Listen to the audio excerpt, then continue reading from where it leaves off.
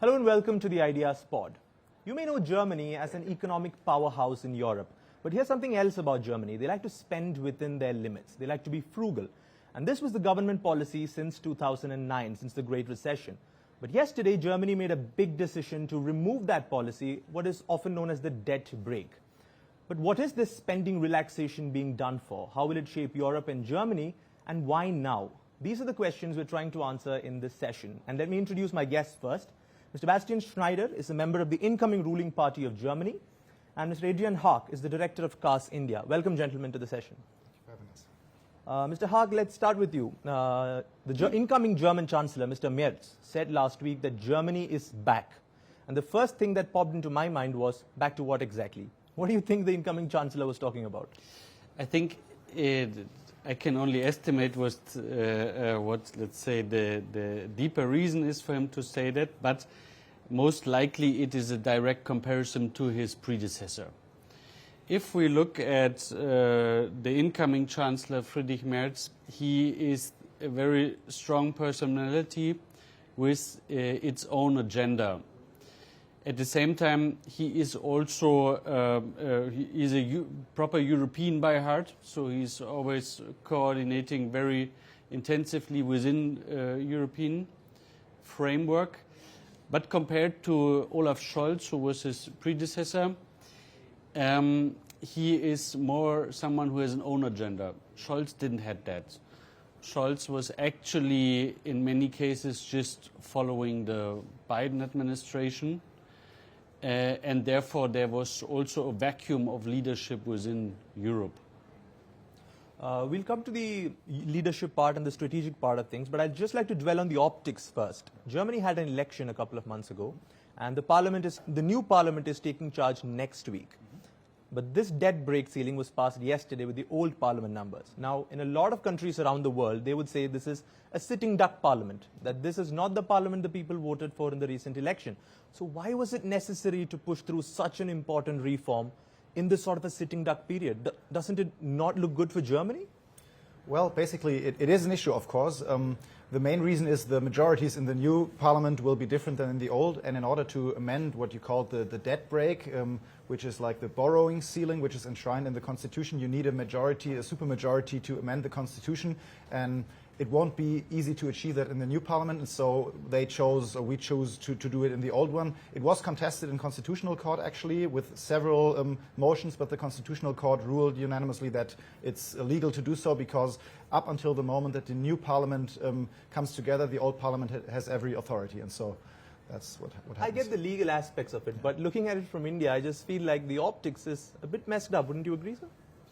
Well, I am only a think tanker, not a politician, but I can understand that it looks suspicious from the outside, put it that way. On the other hand, it is, let's say, a cross-party consensus.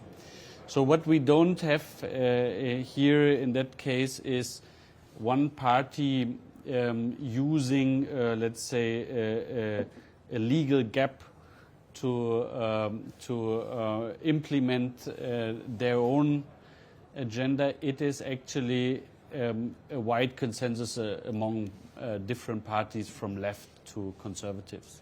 Right. If I might add to that, you need a two-thirds majority in the upper house and the lower house, so many parties are involved, and also the amendment does not mean that the 1 trillion euros are spent, but it only allows the government to take the debt, but the new parliament has every right to vote on what this will be spent. So the government cannot spend without the approval of the new parliament. Yes. Got it. Mr. Haack, but what has led to this U-turn in Germany? What does this shift from fiscal conservatism in Germany mean for Europe and for Germany in general? Because is it an admission that you can't really depend on the Americans and the rest of Europe, that you've got to look out for yourself at the end of the day, so we need to start spending more? Is this an admission of that? I mean, it all started, of course, with the defense spending. And in the past, there was no President Trump in the White House. So actually, we are now in a situation where the Europeans in total but the biggest country in the middle of Europe on the forefront, have to replace a lot of capacities which were in former decades provided by the US within the common framework. But this common framework is now challenged, argued, disrupted from the other side of the Atlantic, not from the European side. I mean, we can argue about the burden sharing, but I think we cannot argue about that the European countries were always very loyal allies. Right. Mr. Schneider, after the Second World War, Germany made a conscious decision to limit its spending on arms and to also sort of curb the export of lethal weaponry, not to send it to all of countries all over the world. But now we are seeing $1 trillion, of course, not just for defense, but also infrastructure, but a massive spending boost on arms by Germany. Is it fair to say that that post-World War hesitance to spend on weapons is now over in Germany? I think so, to a large extent. I mean, before actually the German reunification, we did spend a lot on arms because we were Cold War. In the Cold War, exactly. But after the Cold War, we basically turned it very, very low and mainly depended on the Americans to provide us security, which allowed us to do a lot of social spending and everything. But I mean, I think Germany cannot be a big Switzerland. I mean, it won't work if we just want to be a big country which doesn't have to do anything with the conflicts in Europe, because Germany is just too big. It's kind of our destiny. Europe won't work without Germany taking some kind of leadership role. I think most Germans and German elites were for a very long time very hesitant to pursue that leadership role due to our very difficult history.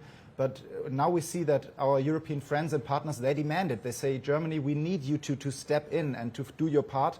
And also, as Dr. Haack said, the new American administration, the Trump administration, also demands Europeans to take a bigger burden themselves in European security, which I think is very legitimate in substance, because we can't expect the taxpayers of Michigan and Idaho provide for German and Italian security. And so I think there has been a shifting of mind, and I think it's a good thing that it has happened.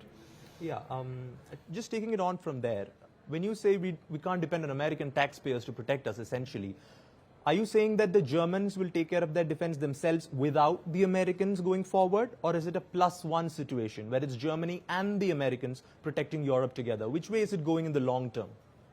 Yeah, that you have to ask an American counterpart, I'm afraid. Actually,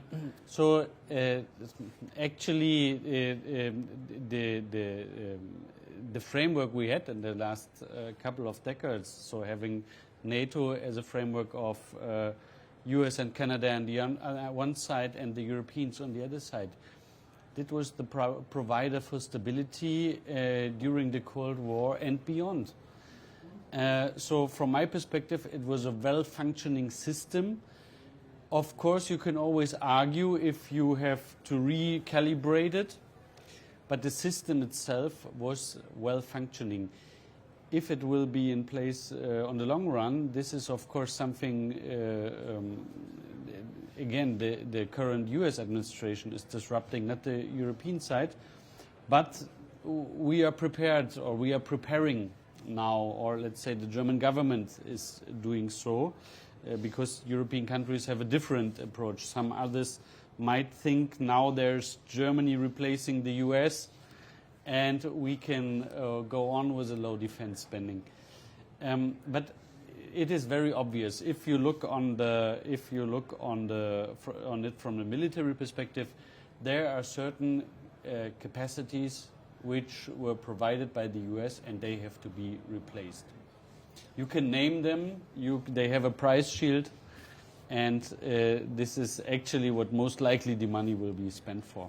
Yeah. If I might add on that, I mean, yes? The United States have always been a very loyal ally to Europe, and I think Germany and Europe also has always been a very loyal ally to the United States. But as the United States are shifting more towards the Pacific, towards China, they cannot do 100% on both theaters. And so I think Germany has to step in to do its part. And just to put numbers to it, the fact that Europe and Germany depend on Americans to cope with Russia is not Trump's fault, it's Germany's and Europe's fault, because Russia has the GDP of Italy. I mean, the European Union has a GDP that is 8.5 times larger than that of Russia, so if Europe really wants it, we should be able to cope with Russia on our own. And the fact that we can't is also like the result of political decisions on favoring social spending over defense spending, and that has to change, and it will change. You mentioned something interesting about the economy. Yes, the European countries do have a bigger economy. What they don't have is a bigger nuclear arsenal. And I think that also ties into the question about limits for Germany. You already host American nukes in your country, but there is some concern, at least among certain quarters in Europe, that Donald Trump may one day want to pull out those nukes from Europe if Europe starts defending itself.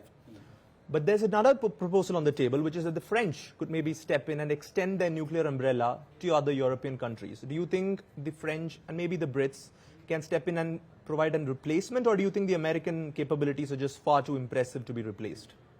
Mr. Haack. I mean, it is, again, it is not a technical question. I mean, Germany is a technically high developed country. There are already nuclear weapons within the EU. You mentioned France. So you could just scale that up. It's a question of investment. And it will be a discussion. I mean, we will experience, that's my perception as a think tanker, we will experience in nuclear rearming. Because if you look at history, which country gave away its nuclear weapons? Yeah. It was Ukraine, and 1994 with the Budapest Memorandum, and they get their sovereignty and their territory guaranteed by Russia in order to give away their nuclear weapons after the Soviet Union collapsed. So what is the result? It was not a very good deal, as we see, because the Russians don't kept their word. They are Russians after all. And many countries, not only Germany, also Poland, also Finland, actually have the technical know-how to equip themselves. Will they do it or will they not do it? We will have discussions about that. There was an interesting article I read in the Foreign Policy magazine which said that Germany should maybe invest in its civilian nuclear program as a sort of ambiguous hedge, just to keep the other rivals guessing about what it wants to do with nuclear energy. Do you think that's something Germany should explore, or do you think it's a bit risky? Well, I think when it comes to exploring the civilian use, I'm definitely in favor of that. When it comes to developing an own nuclear program, I think it has to be taken into account because geopolitical realities are shifting, but I'm thinking that's a debate that's still having to be had. Do you think it's on the table, though? I think people are thinking about it, but it's not like there are no concrete plans. When it comes to the French and the British nuclear arsenal you mentioned, of course, the French and the British do not have the same nuclear arsenal as the United States have, but it can be upscaled and still, I mean, you don't need 3,000 nukes to have a credible deterrence. I mean, a few hundred will also do, and it's a matter of credibility whether the French will be able and willing to project their defense umbrella also over the European neighbors, the Baltic states, for example. And if they are willing and able to do so, I think that's a very sensible and good idea, and it's explored currently. I'll come back to the strategic angles, but just a question about what Germany's outlook is right now, because Germany cut its foreign aid assistance actually in the last 2 consecutive budgets, what it was giving out to the world, despite being one of the most generous countries in the last couple of years. Who's more generous? Huh? Who's more generous? The United States is the biggest donor. Still? Not now, it was. So, but still, well, I'm talking about the trend here, and the trend seems to be you've cut the foreign aid, but now there's a €1 trillion spending boost on defense and infrastructure. Is it safe to say that we're looking at a more Europe and Germany-focused Germany going forward, or does Germany still have those global ambitions and Indo-Pacific projections? You trigger point, my friend. I did? What is that? Yes. Look, since the US is now cutting US aid immediately, Germany is ending up being the biggest provider globally. And we have a tremendous budget. It is 20 billion euros in the federal budget and an additional 10 billion spread on other budgets. So it's 30 billion euros annually on development aid, only from the public sector. If you also look on the private sector, the Germans themselves are privately also very, very generous. Plus also hosting a tremendous amount of refugees. So you have countries that do more per head, for example Norway, but I'm pretty sure it's hard to find any country which does more in total numbers if you combine all this. So, and we have, let's take India as example, the country I call home for several years. You successfully landed on the moon, you successfully built an own aircraft carrier, you have scientific stations on Antarctica, but you also are a target of German development work. Is that really the new India, or was it the India of the past? So right now, I think the German Development Agency has 500-600 employees in India. And I wonder if India is only one example where countries are grown out of that chapter of their development. And therefore, I also wonder, does Germany can reduce its engagement in countries that are doing very well themselves? Do you think that should be done? I mean, that is a question we have to discuss with the German taxpayers. I mean, you have a lot of problems in Germany yourself, and you have, on the other hand, a huge amount of tax monies going abroad to countries which are governed quite well. I mean, India has a very stable, efficient government. The administration in India is more digital than in Germany. So how many 100 millions of people did you pulled out of poverty in the last couple of years? Was it because of German development aid? I mean, it was the economic rise of the country, yep. right? Yep. So I think we should kind of argue, if you have done something in the past, maybe it is nothing you have to continue in the future, because times changed. In the past, Europe was more secure. There was less spending on defense, therefore. On the other hand, there was more poverty in the world, which is reduced as well.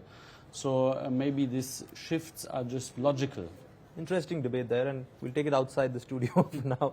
But coming back to the strategic angle of things, when you spend so much money on defense, there is a question of where you buy from. And right now, the biggest seller of arms to Europe, including Germany, is, I believe, the United States of America. So is this money just going to be spent on American weapons, or is there a long-term roadmap here to build up the defense industrial complex within Europe and Germany? Well, I think it's also going to be spent on American weapons, just because they are very cutting edge. They are leading the world in many fields.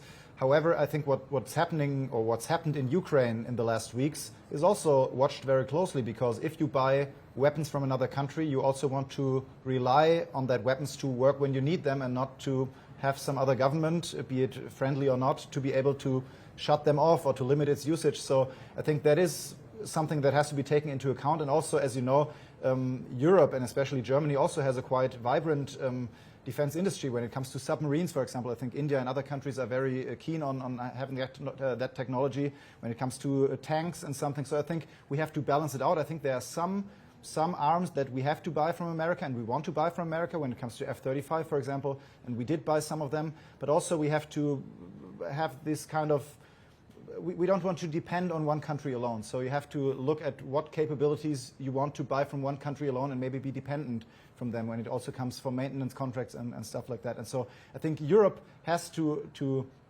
earn some kind of strategic independence also in that regard, and it will.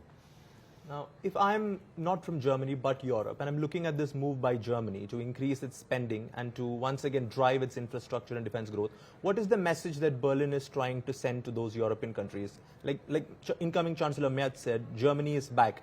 back to leading Europe, a proper defense and economic leadership role? Is that what Germany is trying to send across as a message to Europe? I mean, we've seen, Mr. Merz is not in office yet, but we have seen right from the beginning a very close engagement with, or very close coordination with Paris, as well as Warsaw, as well as Brussels. So, correct me if I'm wrong, but I think he also started his career as a member of European Parliament 30 years ago or something. So he has this European DNA, and this is also crucial from my perspective, because the entire logic of European Union is to have a continent, or to have a region which is let's say an island of peace and prosperity, and where there are no inner conflicts. And if you look back at the last couple of decades, that worked very well, with some exceptions. And Germany being in the middle is, I think, aware of the fact that they have to be careful that they don't become a predominant European country, or a source of disruption or instability within Europe. So I think there is awareness, but the governmental party will know better. Is that the positioning that Germany is going for? I think so, and it has to. I mean, when you look back to the time of Angela Merkel, I mean, if Prime Minister Modi wanted to know something about Europe, or to strike a deal with Europe, he called her. He didn't call in like Vienna or Lisbon, and I think Germany is somewhat indispensable in that role for Europe, because it is the biggest country, whether we like it or not. And as I told you, not every German is happy with that, because we don't really, not everybody wants this leadership role, but I think it is given to us by our sheer size and economic power, and because Europe won't work, as we have seen actually the last 3 years when we had a very weak government. And Europe doesn't work when Germany doesn't work. And so Germany will have to step up, and it will step up, and that's what Mr. Merz means with Germany is back. And I think it's very striking that President Macron, like really on the evening of the election, he connected to Mr. Merz. They met immediately in the days after, and President Macron really looks for this close partnership that France and Germany always had and always propelled the European Union. When we talk about this spending release and spending increase and what caused it, how much of it do you think is President Putin and his invasion of Ukraine, and how much is it the return of Donald Trump to office? What has been the bigger factor here? Because frankly, I feel like it's Donald Trump more than Vladimir Putin. What do you think so, Mr. Haack? Yeah, it's the two sides of one coin. I mean, without Russia bordering Europe, we would have a very minor defense spending, yeah. But actually, the disruption which Trump brought into that calculation is that people now argue if the U.S. is still reliable like in the past. That was never argued before. And therefore, let's say, these kind of big steps were never necessary before. Russia was always Russia. I mean, there was never a peaceful liberal Russia in history, with maybe the short gap of Mr. Gorbachev.